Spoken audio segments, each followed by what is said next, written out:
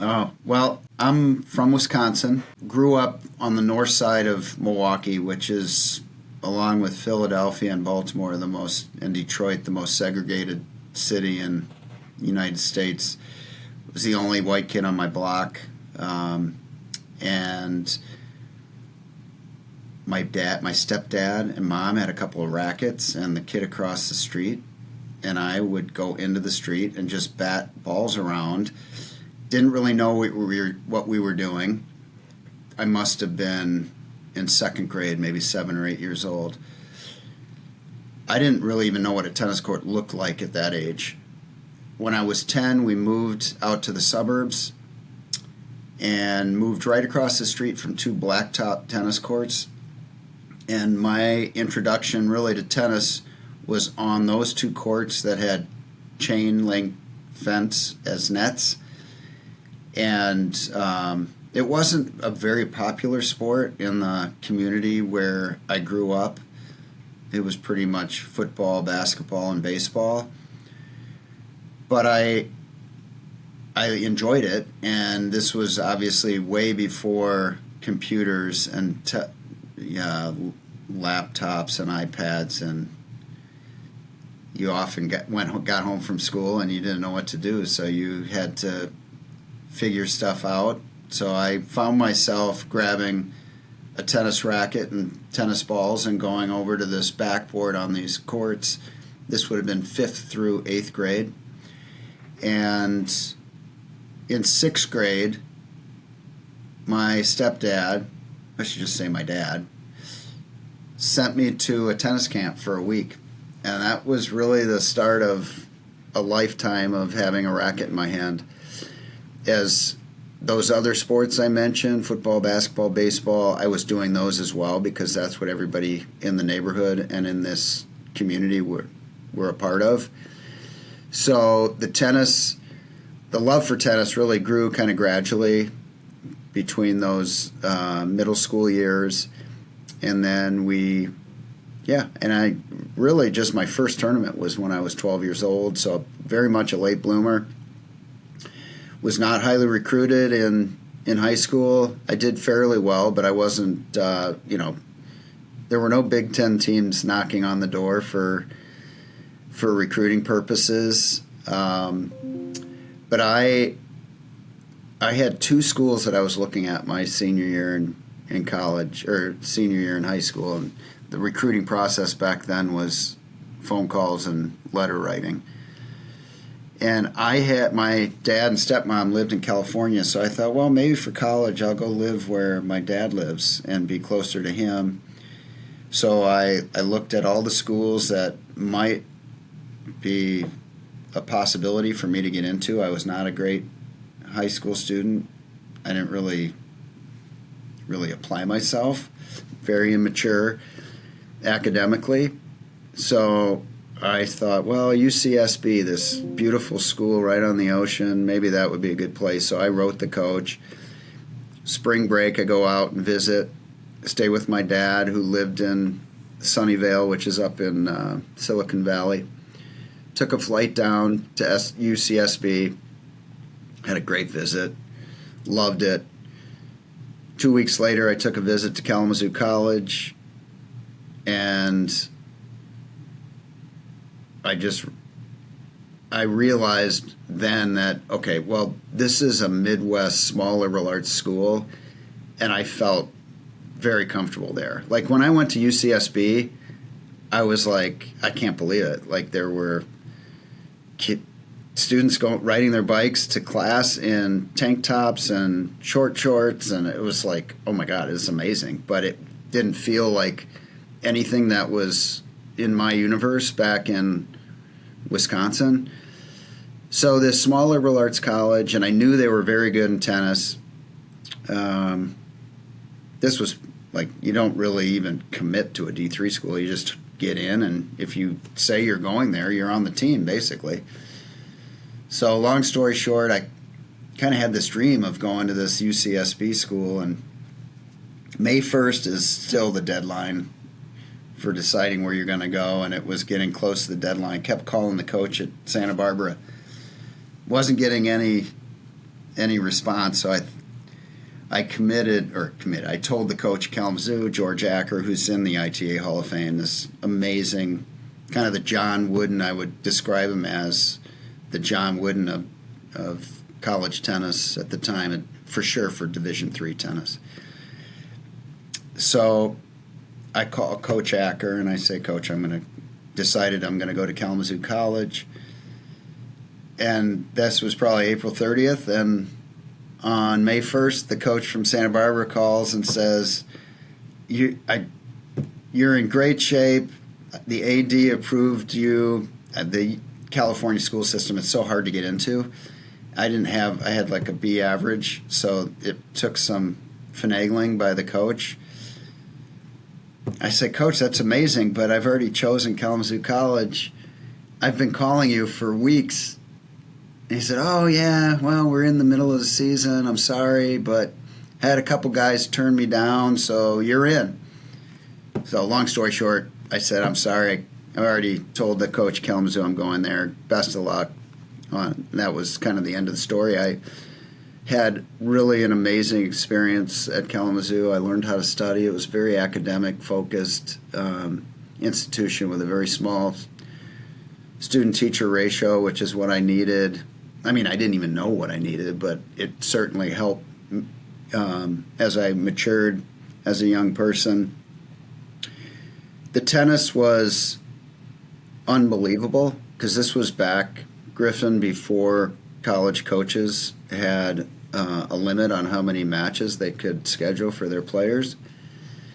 So we would start in January and we'd play Notre Dame, we'd play Michigan State, we'd play Michigan, we'd take a spring break trip and we'd drive down and we'd play Vanderbilt, and then we'd drive to Florida and we'd play Florida State, we would play Central Florida, we'd play the University of South Florida, we played Rollins College, and then we would drive up to Athens, we'd play Georgia, and then our last stop in the South, well, second to last stop, we'd play Emory, and then we'd drive to Mount Eagle, Tennessee, and play the University of the South. And by the end of this spring trip, playing Emory and the University of the South, which were really our competitors, the ball looked enormous because we were getting destroyed by these very good D1 schools who would roll out usually 2 or 3 of their top guys, but they were eager to play a school that they could get their second six some matches. And we would invariably, we'd lose easily. But my freshman year,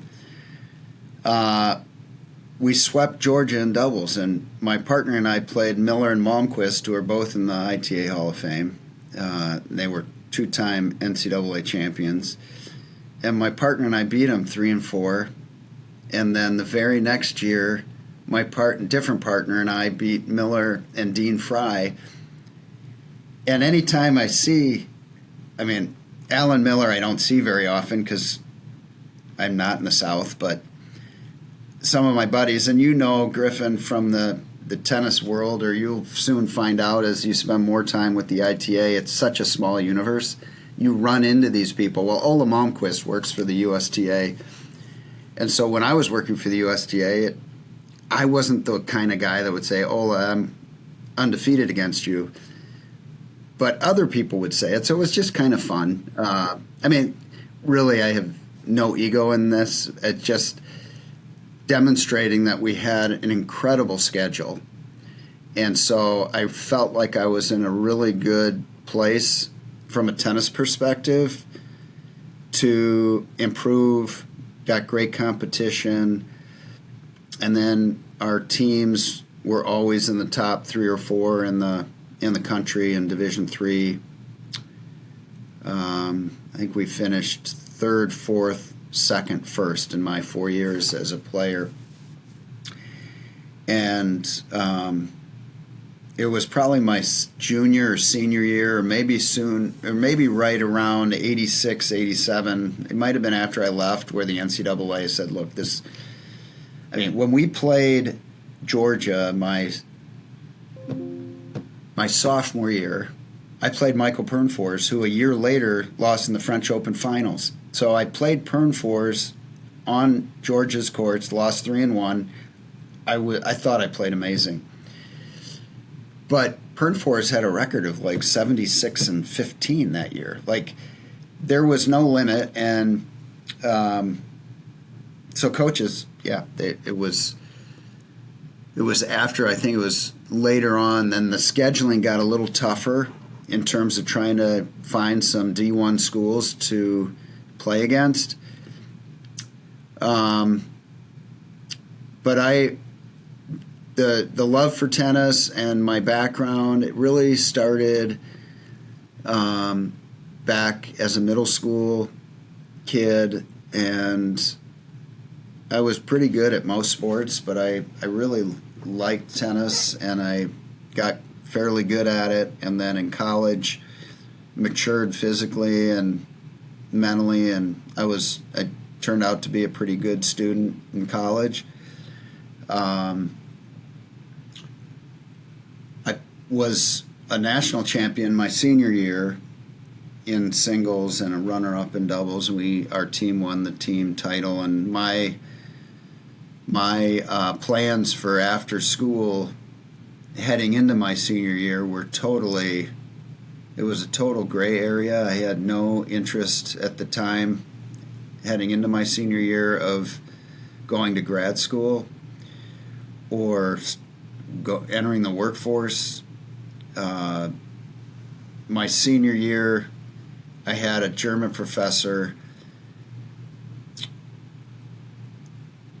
He approached me on campus one day and said, "We have 4 fellowships for studying abroad in Germany, and we have 3 applicants, and the deadline is coming up."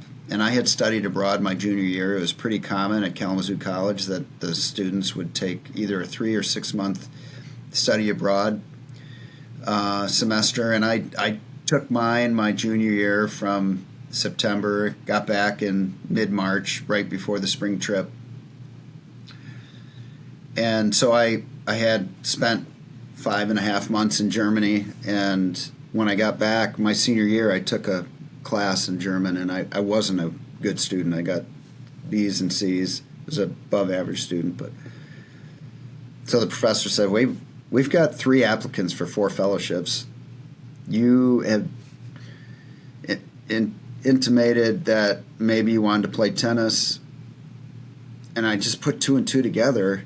Like, it's going to be a lot cheaper for me to play tennis in Europe and use the train system there than try to get around and be a professional tennis player in the States. So I applied, and I got it. And the funny thing is, Griffin, I got to Germany. This is September of 1986, so I graduated. I played some tournaments, some prize money tournaments that summer.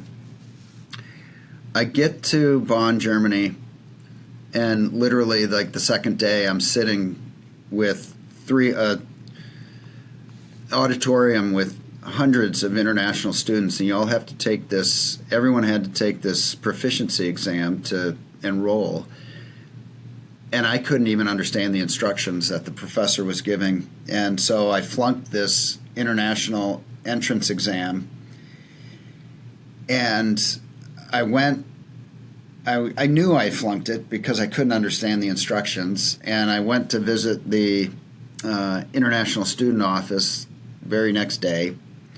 I said, you don't even have to tell me my score. I know I didn't pass. I'm just worried that I'm not going to get the monthly stipend to stay over here. He says, no, don't worry about it. You actually have 12 students from Kalamazoo College who are juniors who are here. You could just go to their classes. I'm like, all right, I'm not doing that. Like, there's no way I'm sitting in class with I just graduated. He says, I'll tell you what. And this guy was amazing. He said, I know you're here partially to play tennis, and I've got a contact for you at a club here in Bonn. If you promise to brush up on, you're going to have to take the exam next spring and sit in classes and just spend your time speaking German don't settle for those that are speaking to you in English. Obviously, try to surround yourself with German-speaking people. So I got in with this club, and these guys were amazing because they could all speak English. But I just told them, I said, I cannot be over here if I'm not committing to my end of the bargain and trying to pass this entrance exam in the spring. So long story short, I had 3 amazing years in Germany. The second semester of that fellowship year, I passed. The exam was actually an oral exam in front of 5 professors, and I was given the subject matter an hour before, so I was like almost having like a panic attack. Like, basically, I know I can speak German because I've been getting better with it, and I had spent a semester abroad, so it wasn't like I couldn't speak, but I was actually quite relieved that it was an oral exam. So I pass and I enroll and take a couple classes that I rarely went to because the tennis got really busy and I started having success. I spent 3 years in Germany and then decided, okay, I'm 25, I should do something. And really, to speed this interview along, I went to law school where I met my wife, and in the fall of '89, my first year of it was first year of law school. My coach at Kalamazoo, George Acker, calls and said, I'm probably going to retire soon. Is that something you'd be interested in? I said, Coach, I'm just starting law school. I'm honored that you're floating that idea, but I'm hoping you can hang on for a couple of years until I finish law school and then see where things are at. So fast forward to the beginning of my 3rd year. Oh, I'm going to back up because this part is probably a lot more relevant than all the chit-chat that I've been spewing.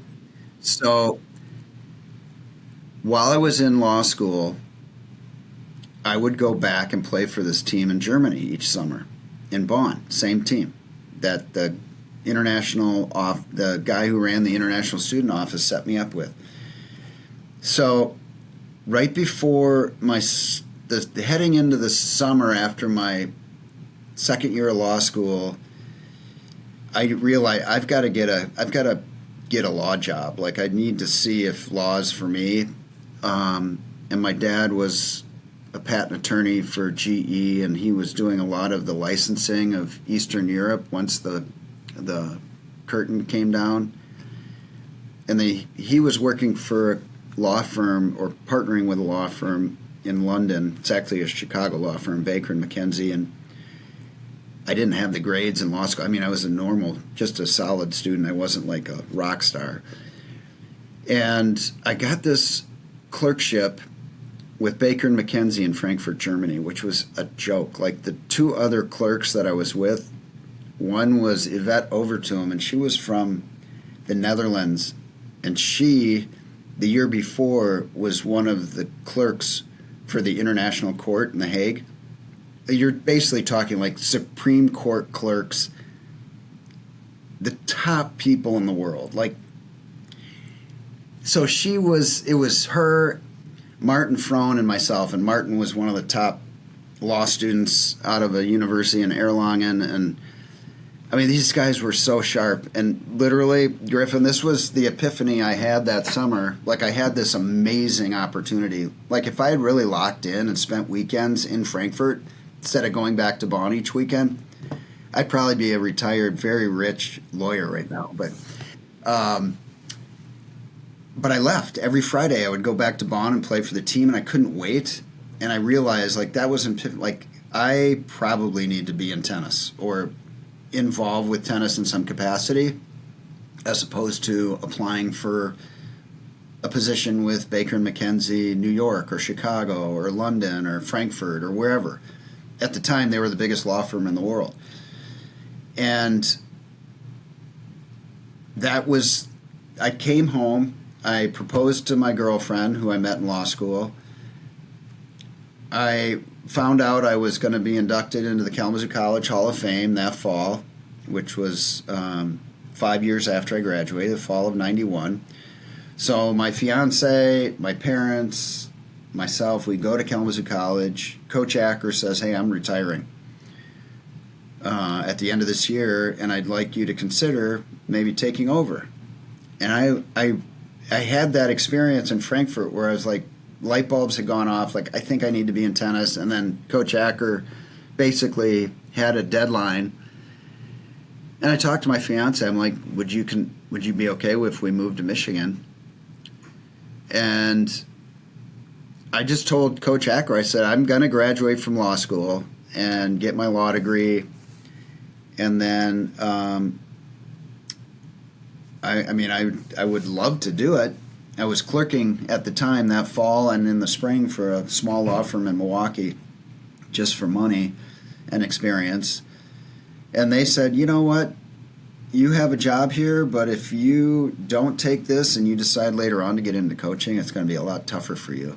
So we recommend you try it. If you don't like it, just come back and you'll be able to practice law.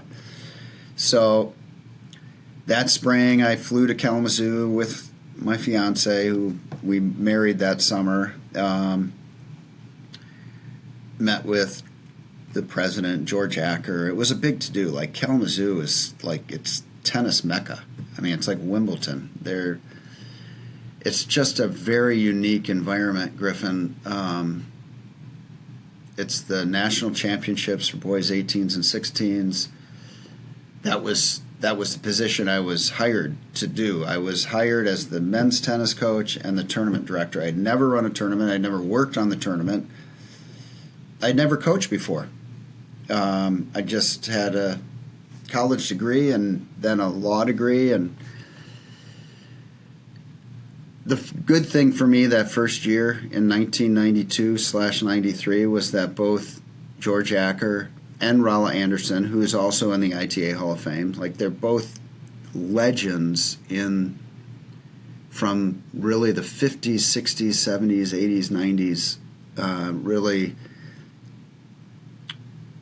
impacted a lot of student athletes and a lot of coaches and a lot of administrators. Rolla was an amazing individual that had mentored David Benjamin, and they used to hold the and they were called the intercollegiates back before the NCAAs, and they were held at Kalamazoo. So there's a very rich junior and collegiate culture in Kalamazoo. So I felt like, coming into this job, I felt like, God, I'm a pretty big deal, even though I wasn't. Excuse me one second. Been battling a crazy summer cold all of a sudden. So that was really the start. So I got married in June, moved to Kalamazoo. Basically everything my wife and I owned, which was very little because she lived at home with her parents, and then I had an apartment right on Marquette University campus. We met in Milwaukee. We both went to Marquette University Law School. We could have driven that U-Haul into Lake Michigan. Like, there was nothing of value in that, but we took what we had. And you probably can laugh because when you graduate from college, you don't have much, or even law school. And we started our life in Kalamazoo, started our family. All 4 of our kids were born there.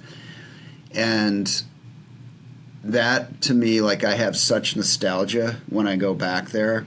And it's interesting how things evolve. Our 3 oldest kids, and we're a unique family in that all 4 of our children were college tennis players, and they grew up playing tennis. Our youngest is a freshman at Western Michigan University in Kalamazoo, and he was 1 when we moved from Kalamazoo to Florida. I took a job with the USTA. Also, a very interesting story. Interesting to me. I'm not sure it's interesting for the folks at the ITA, in the archives, but all our kids were born there. But for Oscar, our youngest, there's no nostalgia. He was one when we moved away, so the fact that he's at Western Michigan, it could be any school for him. It just was a good fit academically and for the tennis, and he had a great year. He'll be a sophomore.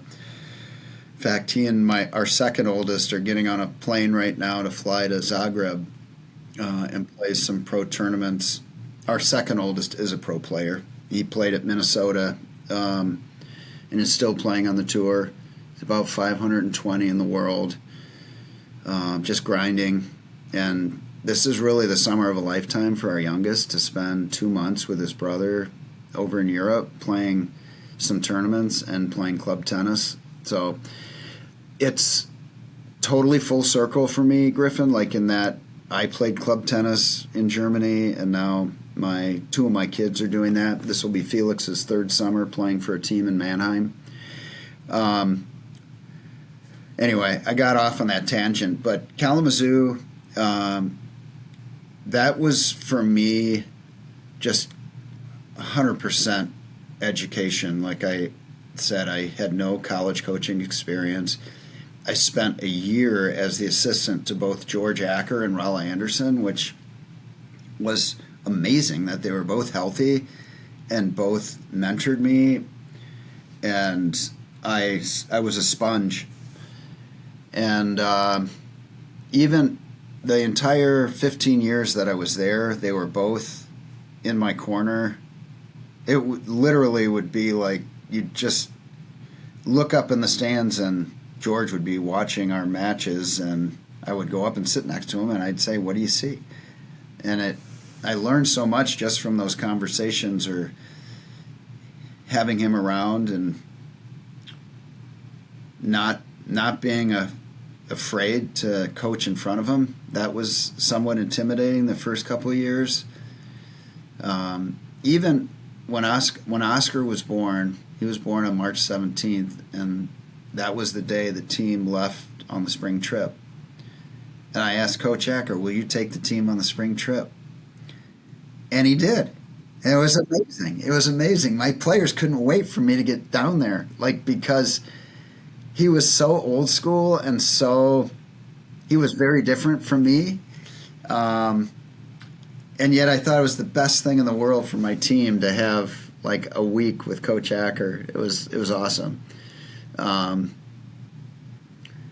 But those two individuals, Raleigh Anderson and George Acker, really shaped my career.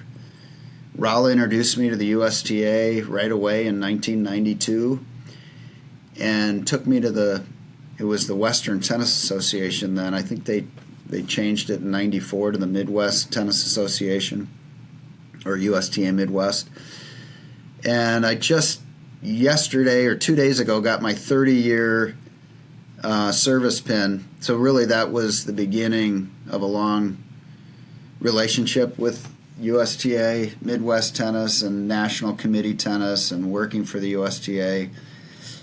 At the time I left Kalamazoo in 2007, I thought I would retire there. I had zero interest. I was never looking at jobs or what I'd like to do. I thought, and I still think to this day, that may be the best job in college tennis in any division, just because of the national championships, the prestige that the tournament and the team have in the community, the support from the community, educators, student athletes, just such a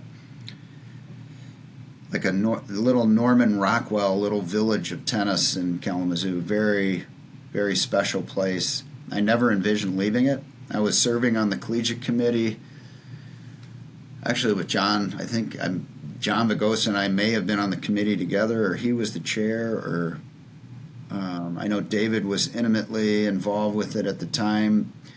The USTA had agreed to fund a new position with a lot of pushing from David for many years. David was always, he saw the future, and he knew that the USTA had to play a bigger role in college tennis. And finally there was a breakthrough, and I think it was Julie, or it was the president at the time was Levering, Judy Levering, and they did a search for the senior director position that would oversee junior and college tennis. And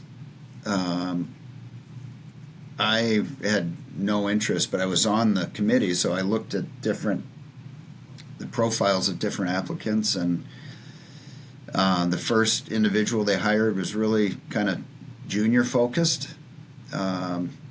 Great guy. He was the junior comp director out of the southern section.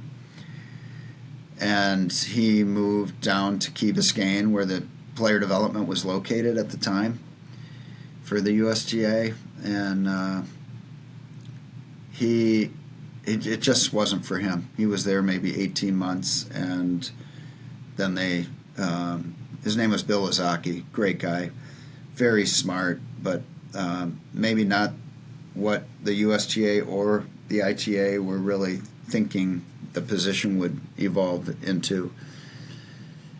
So I was approached to see if I would be interested in it, and it's always kind of I was in my early 40s, and you have those moments in your life where you're like, okay, is this it? Like, am I supposed to take this? I wasn't even sure I would get it, but David approached, and so did Paul Rodert, who was in charge of player development at the time. I flew down for a visit in February from Kalamazoo down to Key Biscayne. Good time to interview somebody. And it was 80 degrees, and it was the week after the Super Bowl. I remember just how cold it was in Kalamazoo. I came back, I'm like, oh my God, what an amazing opportunity. I know all the coaches who come through Kalamazoo. I don't know the women's game as much, but it can't be that much different in terms of the structure. And I know some of them, but I thought maybe I could, help. So I ended up taking the job. It was really I had the offer on my desk for like a week. My wife's like, if you don't take it, are you going to regret it? Because I don't want to be married to somebody who's just going to be wishing they were somewhere else. And I said, well, I think it'll be fun. It'll be an adventure. Let's do it. And I did it. I mean, it was an amazing. Those 3 years were so special. Down in Key Biscayne for a couple of months, and then in Boca. It was like I had gone to the Harvard Business School. I was spending a lot of time developing what the structure, the USTA's role could be in college tennis. Tim Russell was the chair of the collegiate committee. David Benjamin was running the ITA.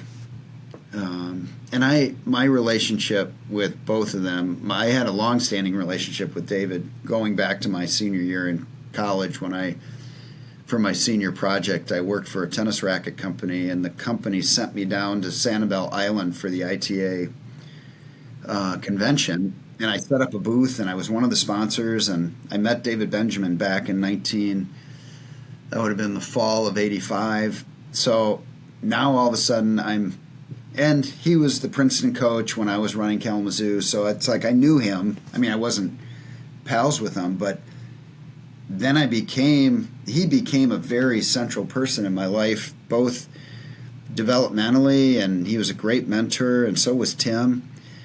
They had such high standards, and they were both workaholics, so to speak, but you never had the feeling like they were grinding. They were just enjoying what they were doing. Like it was so impressive, and that really impacted me. They reminded me a lot of Rolla Anderson and George Acker, who were both also very hardworking and bright and forward-thinking, and seeing what the future of tennis in the direction. They were able at their older ages. When I started at Kalamazoo, they were in their 60s. Rolla might have been close to 70, but they related to the student athletes so well at that age. And I felt like this job, I was getting off the tennis court as a coach. I was really full into administration. And I guess I should say, one of the reasons I took the job is I really had overstepped my comfort zone to beyond where it should have been. Like, a full believer of, challenge yourself and get outside your comfort zone. But in '04, the director of men's athletics at Kalamazoo College had stepped down, and I jumped into that role, and I already had so much on my plate with a young family, a very successful tennis program, running the nationals, that it just was, I got burned out. I was dealing with all these other sports. It's something I probably would enjoy doing if I didn't have tennis.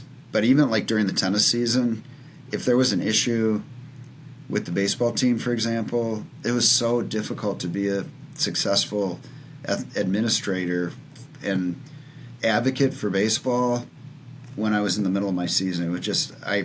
It was almost like an escape for me to get out of that AD role. But it was amazing. I never have looked back. I thought those 3 years were so helpful to me, and I think we got a lot of stuff started that once I left. I hired Erica Perkins Jasper. She was at the time a coach at Michigan State. She oversaw the collegiate part for me. Lou Brewer was on the junior side. We had a great department. And we were really trying to help college coaches embed their programs in their communities. And so that was really the start of a number of different objectives. One was protecting facilities and programs from getting cut, and how to coach and educate the coaches to help themselves, and building bridges from varsity courts into the community so that the community have access to the courts and get to know the players and support the team. And we had campus showdowns was the start way back in 2007 and 8, where we wanted juniors to be able to get onto college campuses and play tournaments in front of coaches, which at the time was illegal because they weren't open. So we were in conversations. This is David, Tim, myself, in conversation with the NCAA to get access for coaches to host showdowns on their campuses. And basically the where we met in the middle was, well, you're going to have anybody can play. So adults, young kids, even college players could play in these tournaments to get competition on these college courts. So that was one thing we started. It's evolved so much just since that position was established. So I was the second person. I left for I wasn't ready to leave, but I had an opportunity to come to the club where I am now, and the USTA job really, and it was a ton of travel, and so my family was young. I was gone a lot. It was just a challenge, but I loved the work and the relationships that we established, and the work that we did for coaches was really, I think, the start of something special. I think David was the visionary for that. He knew that the USTA had to get involved to help college tennis and to help the USTA. Patrick McEnroe was my boss. He was a great boss. Really gave me and Erica and Lou a lot of leeway, a lot of freedom.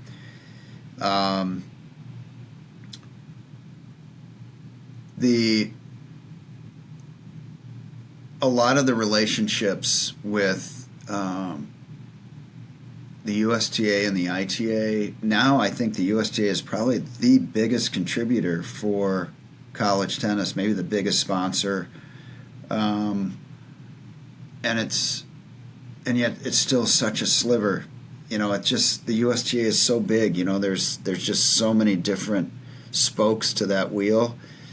And when I started there in '07, it was just a whisper, like trying to get any stage time at USTA meetings or with decision makers that could increase my budget or allocate more monies towards the ITA for important programming was very challenging, but it just kept pushing forward. I think the understanding that Martin and Tim had, Martin Blackman when he was running player development, and Alyssa Hill as senior director for collegiate. I don't even know if that's still her title or how things are right now, but I think the USTA is really important to college tennis. College tennis looks so much different now, Griffin, than when I coached just 18 years ago. Having 4 kids all play college tennis. My oldest played at DePaul in Chicago. His name's Tim. Felix played at Minnesota. Our daughter Emma played at Colorado State, and then Oscar's at Western Michigan. And I'm even seeing tons of differences now with NIL and the transfer portal and roster limits. It's just a much more transient environment. To be honest, it makes me anxious for college tennis, just kind of thinking about,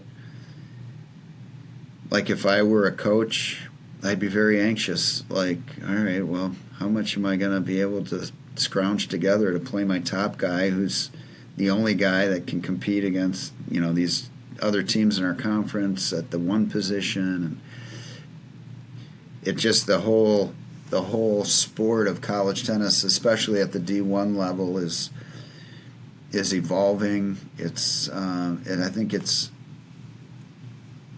just come so far, and I think player rights are really important, and it's great that tennis players can have access to NIL money like the revenue sports.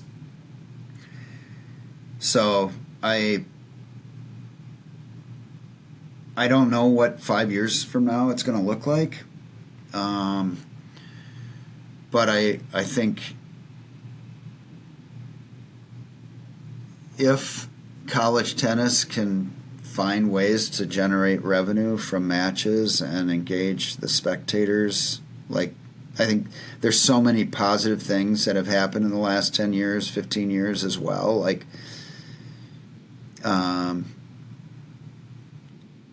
Just backing up, Tim, David, Virgil Christian, myself, Alyssa, Erica, we developed this idea, college match days, just like Lee Corso and the football games in the fall. We need some marquee events, and we gotta get some media exposure and really tout these conference matchups between Florida and Georgia, or I don't even know if they're in the same conference. Yeah, they are, both SEC. Ohio State, Illinois, or Ohio State, Michigan, or TCU, Texas, or whatever, and men and women. And so we started these college match days or campus match days, and that was also really exciting. And yet the whole time, and it's still been this conversation, how do we get the NCAAs on TV? How do we get more media exposure for tennis?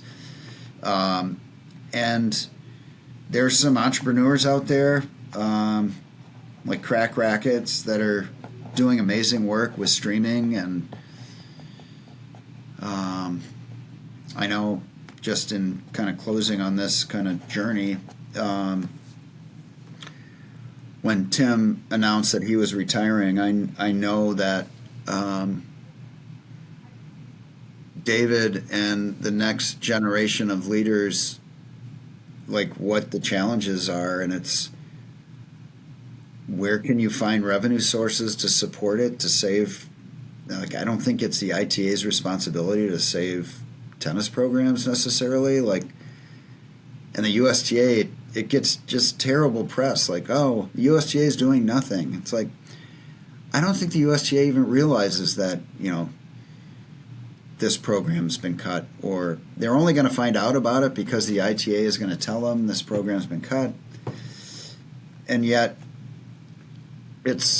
I just think that the healthier the sport, the more money coming into the sport, the more active the facilities are on campus of schools around the country, the less likely it is that a program will get cut. The most recent, really solid idea for generating development on campus that ties the community in are these campus hubs. And that's been a very slow growth program where there's grant monies from the USGA to help, like an assistant coach or a volunteer coach who spends a summer on campus starting up adult programming, junior programming, really to kind of trigger activity on those varsity courts. But I think maybe the future could involve kind of the legalization of gambling, like betting on college tennis, and maybe that would generate some revenue. I don't know how you do that without polluting the beauty of the sport. It's rampant. Tennis is like maybe the number one sport in the world for betting, so you'd hate to see it trickle in and see these college kids who are broke, like, getting screamed at online for losing a match and costing somebody, dollars. It's really kind of sick. But if there's a way to monetize that in a healthy way, that I think could be something of interest down the road.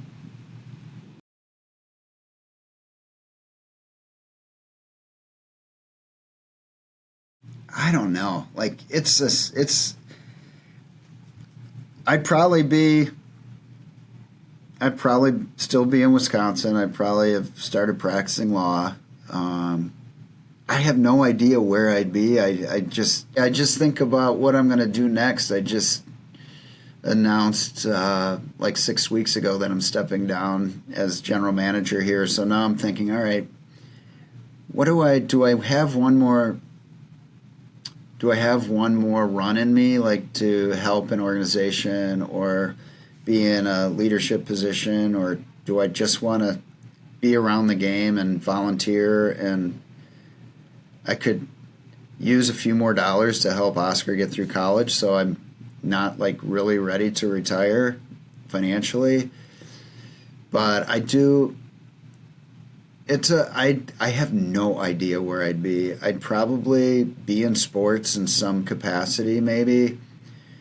I went to law school thinking I'd be an agent, but again, at the time I went into law school, I was playing professional tennis. So it's like, again, that was tennis kind of pulling me into law with the idea of maybe helping some of the pros that I was playing against, just being an agent. So,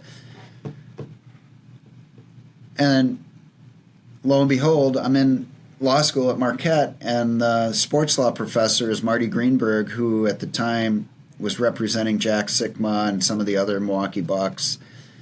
And he was such an influence on me. I only had him for 2 classes, but it's like, I don't want to be an agent. These guys are crooked. Why should they get 10% of all these deals?